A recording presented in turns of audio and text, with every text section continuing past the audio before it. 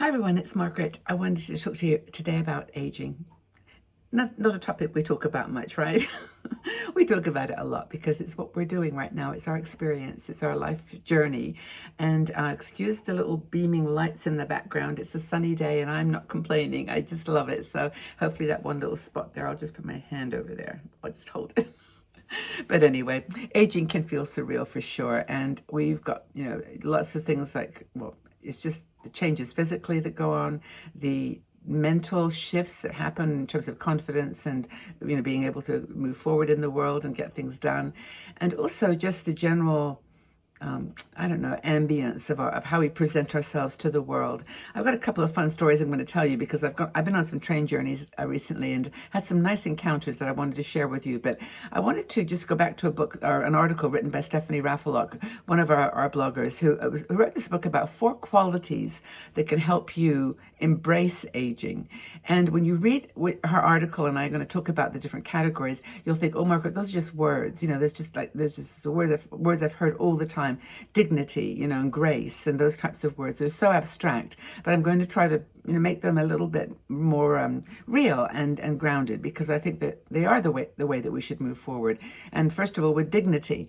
Now, dignity means, in my opinion, honoring your needs, honoring who you are. Hold your head up.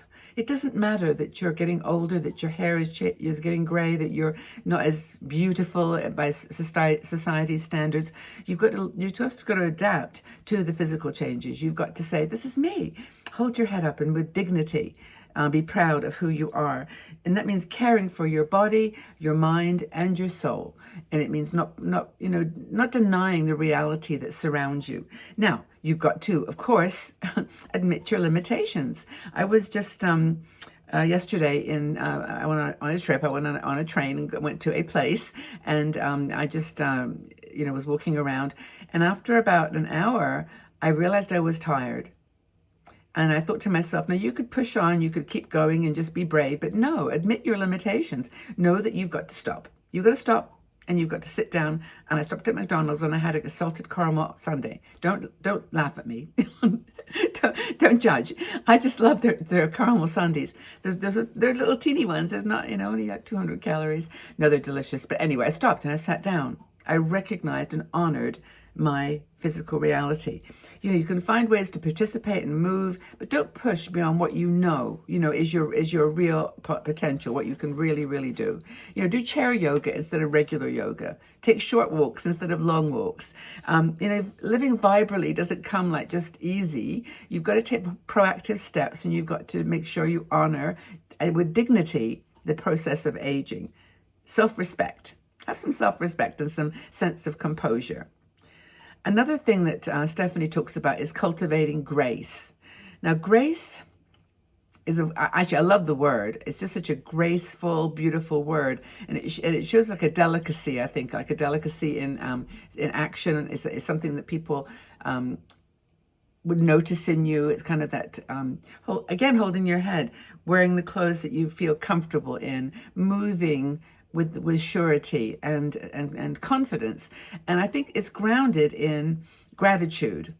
And I think it's when you're feeling a sense of grace, you're keeping a sense of reality, but also celebration of your beauty. And that beauty, of course, is being redefined all the time.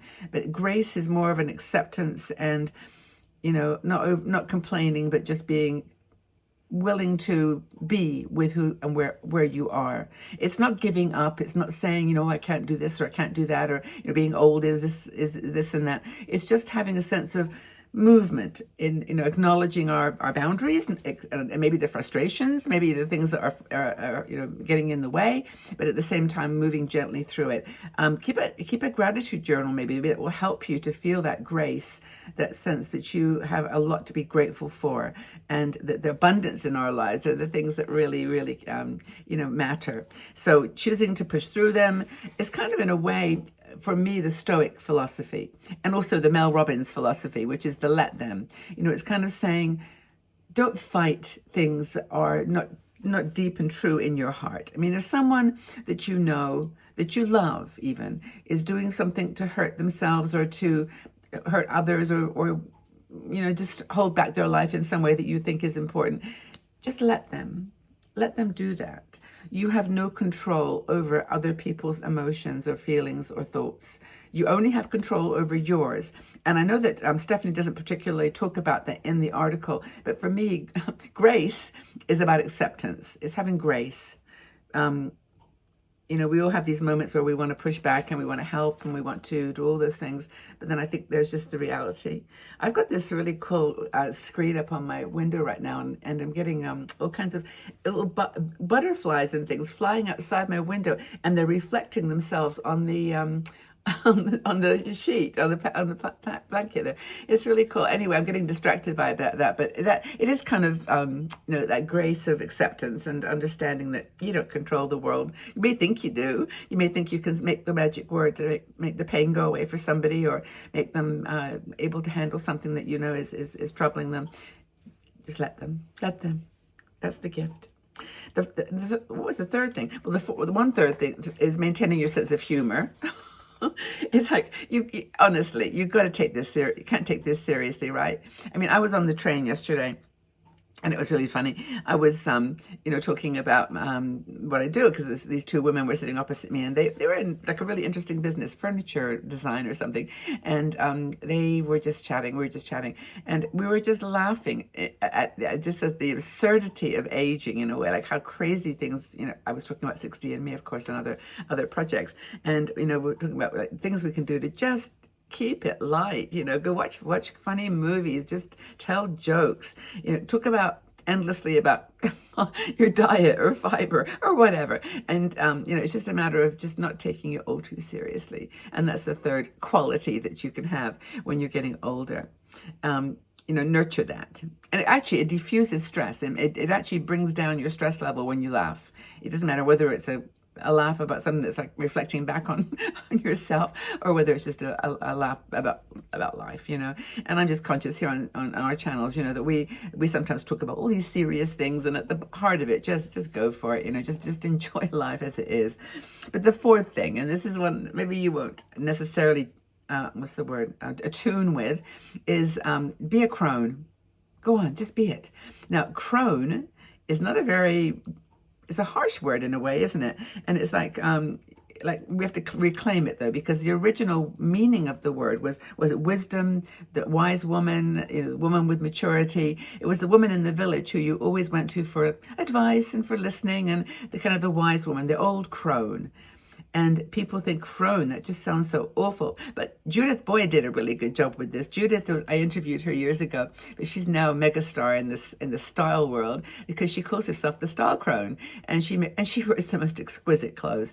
If you're watching Judith, I love you. I mean, she's really, really beautiful, and she's made that word work for her. But crone, be a crone, and what that really means is open yourself to be there for people. Talk to people.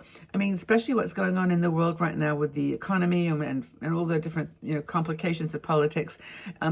We have, in a way, had experience of this.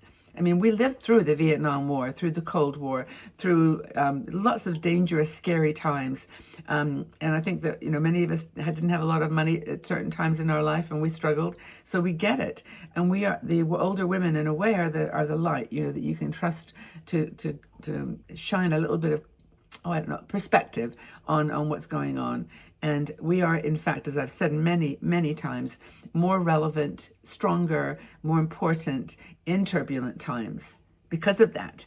And I noticed this on TikTok, actually. I'm on TikTok mostly because I just think it's fun to be out there.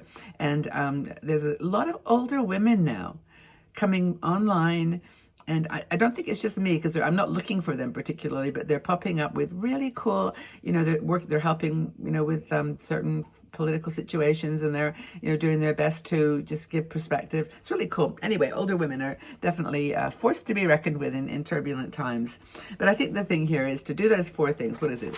Dignity, being a crone, keeping a sense of humor, and having some grace. Those are the four things that our friend Stephanie says might work for you if you're trying to just get through this. This is a difficult time. It is not easy, but I'm sure that I hope you feel that you're protected and surrounded by good women here, even if just on wherever you're watching this, on YouTube or on the website, or on our channels, Facebook, or whatever. I'm working personally to make sure that we can get some systems in place that have more deeper ways to communicate, to share with each other. And there's a lot of great technology out there, and I'm working to see what's possible. But just stay tuned. If you want to find out more as the weeks and weeks go on, just get checking into the YouTube channel, website, Facebook, Pinterest, all those places where 60 and me can be found, and where I can be found. Margaret Manning, that's me. Wishing you all the best. Take good care, everybody. Have a wonderful day wherever you are. Know that you're loved and respected by me, and that I'm happy to be on the journey with you. Take good care, everyone. Lots of love.